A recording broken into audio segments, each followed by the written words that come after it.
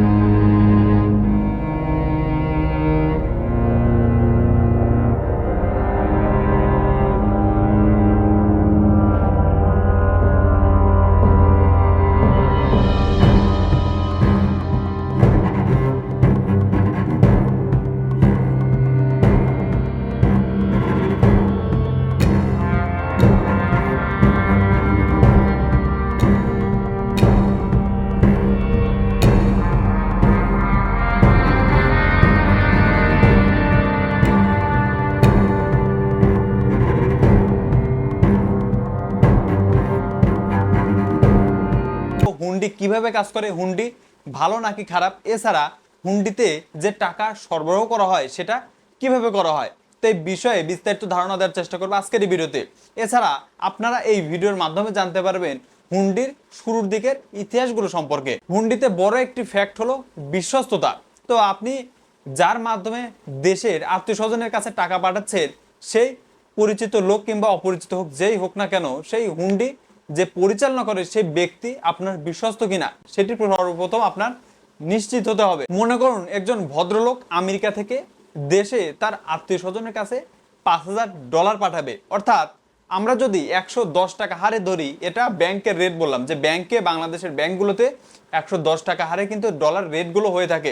$5,000 পাঠালে সেই টাকা ব্যাংকের মাধ্যম হয়ে আপনার আত্মীয়র হাতে পৌঁছাতে কিন্তু সেখানে 5,50,000 টাকা কিন্তু তারা হাতে পাবে। এছাড়া কাগজপত্র ঝামেলা তো আছেই। আপনি যখন ব্যাংক থেকে সেই প্রাপ্ত রেমিটেন্সটি উত্তোলন করতে যাবেন তখন কিন্তু আপনার 5 থেকে 7 দিন সময় লাগবে। আবার আমেরিকায় থাকা সেই ব্যক্তি যদি হুন্ডির মাধ্যমে টাকা পাঠায়, তাহলে সর্বপ্রথম তার যে কাজ তারা করে থাকে সেটা হচ্ছে আমেরিকায় নিযুক্ত হুন্ডির যে এজেন্টগুলো আছে তাদের সাথে সর্বপ্রথম তারা যোগাযোগ করে। এরপরে সেই এজেন্টকে তারা $5,000 বুঝিয়ে দেয়। এরপর বাংলাদেশে নিযুক্ত যে সকল এজেন্টগুলো আছে তারা কি করে, তারা যে ব্যক্তি টাকা পাবে সেই ব্যক্তির বিকাশ অ্যাকাউন্ট অথবা ব্যাংক অ্যাকাউন্টে কিন্তু বাংলাদেশ থেকেই পাঠিয়ে দিচ্ছে। অর্থাৎ বিদেশ থেকে যে ডলার আমাদের দেশে আসতো ব্যাংকিং চ্যানেল হয়ে, কিন্তু হুন্ডির মাধ্যমে সেই ডলারগুলো কিন্তু আসছে না, বাংলাদেশের টাকাই কিন্তু একজনের হাত থেকে অন্যজনের হাতে যাচ্ছে।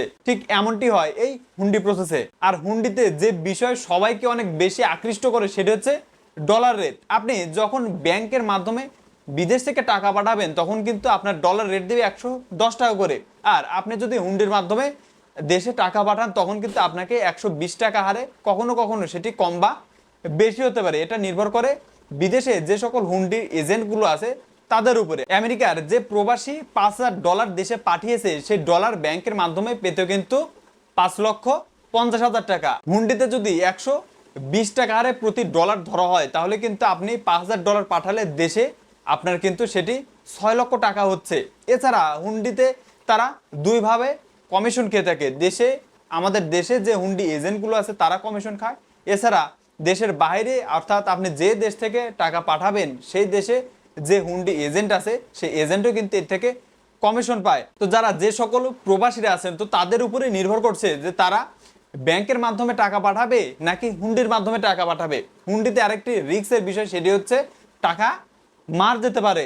আপনার দেশে থাকা সেই ব্যক্তিটি যদি টাকা না দিয়ে তার সকল কন্ট্যাক্ট নম্বর যদি বন্ধ করে ফেলে তাহলে কিন্তু তার সাথে যোগাযোগ করার আর কোনো উপায় থাকবে না। কিংবা আপনার আমেরিকায় থাকা যে হুন্ডি এজেন্টের সাথে আপনি যোগাযোগ করেছেন সেই হুন্ডি এজেন্ট যদি আপনার সাথে পরবর্তীতে যোগাযোগ না করে ডলার নেওয়ার পরে তখন কিন্তু আপনার আর কোনো করণীয় থাকবে না। এর কারণ হলো হুন্ডিতে লেনদেনের কিন্তু কোনো ডকুমেন্টস লাগে না। আবার ব্যাংকের মাধ্যমে আপনি টাকা পাঠালে সেখানে 5 থেকে 7 দিন সময় লাগবে। এছাড়া ব্যাংকে কিন্তু 110 টাকা হারে প্রতি ডলার রেট দিচ্ছে, আর হুন্ডির মাধ্যমে কিন্তু 120 টাকা, আর সেই ক্ষেত্রে আপনি সাথে সাথে কিন্তু সেই টাকাগুলো পেয়ে যাচ্ছেন। এটা সম্পূর্ণ নির্ভর করবে যারা প্রবাসী তারা কোন চ্যানেলে টাকা পাঠাবে আর কোন চ্যানেলে টাকা পাঠাবে না, এটা একান্তই তাদের ব্যক্তিগত ব্যাপার। তো এবার আমি আপনাদেরকে জানাবো যে হুন্ডির ইতিহাস সম্পর্কে। হুন্ডির প্রসার এই অঞ্চলে প্রাচীনকাল থেকেই, যা কখনোই বন্ধ থাকেনি। সেই হুন্ডি এখন অনেক বেড়েছে, অর্থ পাচার বেড়েছে বলেই হুন্ডির চাহিদা এখন অনেক বেশি। খোলা বাজারে ডলারের দর এখন বেশি বলেই যে কেবল প্রবাসীরা আয় বা রেমিটেন্স হুন্ডির মাধ্যমে পাঠায় তা নয়, বরং অর্থ পাচার বাড়ছে বলেই হুন্ডি বাড়ছে।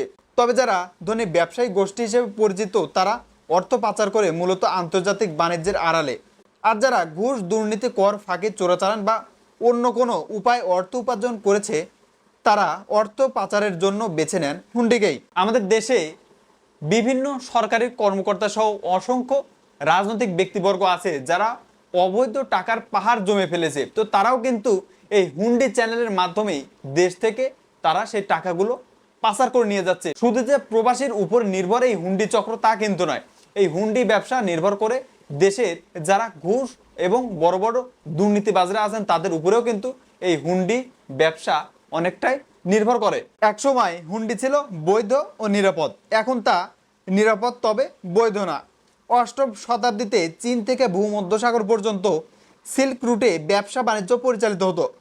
ডাকাতের ভয়ে তখন নগদ অর্থ বা মূল্যবান কিছু বহন করা নিরাপদ ছিল না।